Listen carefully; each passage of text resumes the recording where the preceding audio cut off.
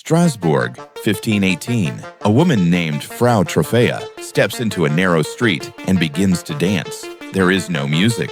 There is no joy. She dances for 6 days straight until her shoes are soaked in blood and her bones begin to crack. But the nightmare was just beginning. Within weeks, 400 others were swept into the same frantic, involuntary rhythm, dancing until they collapsed from exhaustion or their hearts literally burst. Stay with us until the end because the cure the city leaders ordered didn't save them. It turned the streets into a literal rhythmic slaughterhouse. In the summer of 1518, a strange and deadly phenomenon struck the city of Strasbourg. The setting is important. The city was already suffering from starvation and sickness. So what could make people dance so uncontrollably, sometimes even to death? Well, it all started with a single person, a woman named Frau Trophäa. She walked out into a street with no music at all and just started dancing. She couldn't stop. This went on day and night for almost a whole week. And that's when it spread. Within a week, 36 others joined. By August, 400. The symptoms were gruesome. They were spasming, crying for help, their feet bloody and swollen. The city's leaders were completely stumped, so they turned to local physicians for answers. The diagnosis at the time? A condition they called hot blood. And their proposed cure was kind of wild. They said the afflicted had to dance it out. So they actually built a stage. They even hired musicians and other dancers to help. But this plan backfired badly. It just encouraged more people to join the dancing. And soon, this non-stop frantic dancing started to have fatal consequences. Some reports from later on claimed the plague was killing about 15 people a day. It's worth noting, though, that the city's own records from that time don't confirm any deaths. What we do know is that many collapsed from heart attacks, strokes, or just exhaustion. Finally, they switched tactics. The remaining dancers were taken to a shrine to pray for help. So, after all these years, what's the actual explanation for this bizarre event? Well, there are two leading theories: poisoning from a mold or mass psychogenic illness. Most historians today, like John Waller, lean toward it being a case of mass hysteria. Think about it. Extreme stress and a superstitious belief in a dancing curse created a perfect storm. It's a chilling example of the mind's power, and it leaves you wondering, could it happen again? Physicians were baffled, calling it hot blood, but the local authorities made a fatal mistake. They built a wooden stage and hired professional musicians, believing the victims needed to dance it out. The music only fueled the frenzy, turning a medical crisis into a mass execution. As we examine the historical records, look closely at the bread they ate. Was a tiny parasitic fungus responsible for the largest mass hallucination in history? Okay, we're about to dive into one of the strangest, most terrifying events in all of human history: the dancing plague of 1518. Just try to imagine that. A whole town seized by an urge to dance that they absolutely could not control. An urge so powerful it would drive some of them to dance to their own deaths. Now, this sounds like something from a horror movie, right? But for the people of Strasbourg in 1518, this was their terrifying new reality. So, our story kicks off on a hot July day in the city of Strasbourg. And believe it or not, it all started with just one woman. Now, you have to understand, this wasn't a party. There was no music, no celebration. Frau Trophäa just started dancing, completely against her will for almost a full week. She couldn't stop, and her bizarre, unsettling performance was about to go viral in the most terrifying way you can imagine. And the speed of it all was just staggering. In just 1 week, dozens of other people were swept up into this madness. By August, the city was in the grip of a full-blown epidemic. 400 people. Just pause and try to picture that. The streets of Strasbourg, basically a stage for hundreds of convulsing, exhausted bodies, all moving to some phantom rhythm that only they could feel. And let's be really clear here, this was pure agony. Historical accounts paint this horrifying picture. We're talking vacant, expressionless eyes, limbs just thrashing violently, bodies soaked in sweat.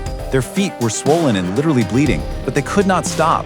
Many were heard crying out for help, completely trapped inside their own bodies until they finally just collapsed from strokes, heart attacks, or just sheer unbelievable exhaustion. So the big question is, what on earth could cause something like this? Well, from our modern scientific viewpoint, the first major suspect has to be biological. We're looking for an invisible poison, This theory points to a pretty nasty toxic mold called ergot. It loves to grow on damp rye, which happened to be the grain used for the city's bread. If you eat it, you get a condition called ergotism, also known as St. Anthony's fire. And this is where the chemistry gets kind of mind-bending. See, ergot contains compounds that are chemically related to LSD. This could, in theory, explain the violent muscle spasms and the altered mental states. You're essentially talking about an entire population being forced into a hallucinogenic trip that made them dance themselves to death. But there's another really compelling theory. One that suggests the poison wasn't in their food at all, but was actually in their minds. What if this was a totally different kind of virus? And that brings us to the theory of mass psychogenic illness, or as you probably know it, mass hysteria. The whole idea here is that the dancing wasn't caused by a physical toxin, but by a psychological breakdown that spread like a contagion through a community that was already under unbearable pressure. And if you look at the conditions in Strasbourg in 1518, it was the absolute perfect storm for stress. The historian John Waller argues they were dealing with famine, widespread disease, and just deep-seated superstition. And here's the crucial part. They believed in a saint, Saint Vitus, who was said to punish sinners by cursing them with, you guessed it, a compulsive dancing plague. So this really brings us to the heart of the debate. While that ergotism theory sounds plausible, historian John Waller points out a major flaw. People poisoned by ergot are usually way too sick to dance for days on end. The mass hysteria theory, on the other hand, fits perfectly with the context of their beliefs and the unbelievable stress they were under. So, faced with this absolutely terrifying and completely inexplicable crisis, the city's leaders had to do something. They intervened based on the medical knowledge of the time, and the results were catastrophic. So, think about it. What do you prescribe for a city full of people who literally can't stop dancing? The physicians back then, they diagnosed it as hot blood, basically a kind of fever. And their cure? Well, it seemed logical to them, but it was just tragically wrong. They prescribed more dancing. Yeah, you heard me right. They actually built a stage, they cleared out guild halls, and they even hired professional musicians to play music, thinking that the victims could somehow dance the fever right out of their bodies. And this well-intentioned cure was like pouring gasoline on a fire.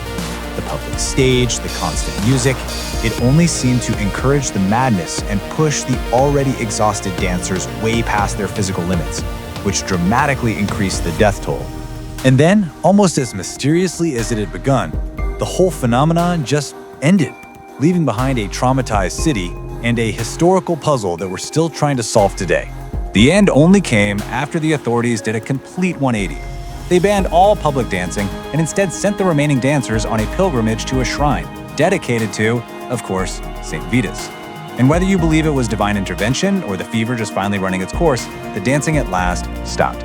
And that leaves us with a really chilling final thought. The dancing plague is this stark reminder of the incredible power of the mind and what can happen when you mix extreme stress with powerful belief. It forces you to ask, under the right circumstances, or maybe the wrong circumstances, just how fragile is our own grasp on reality? The dance finally stopped as mysteriously as it began, leaving a city haunted by the ghosts of the rhythmic dead. Some traces are left in the dust of history, forever out of reach. In this world, not every question has an answer, and not every movement has a reason. If you seek the truths hidden in the shadows, subscribe and join us on the next investigation. This is Terminal Trace.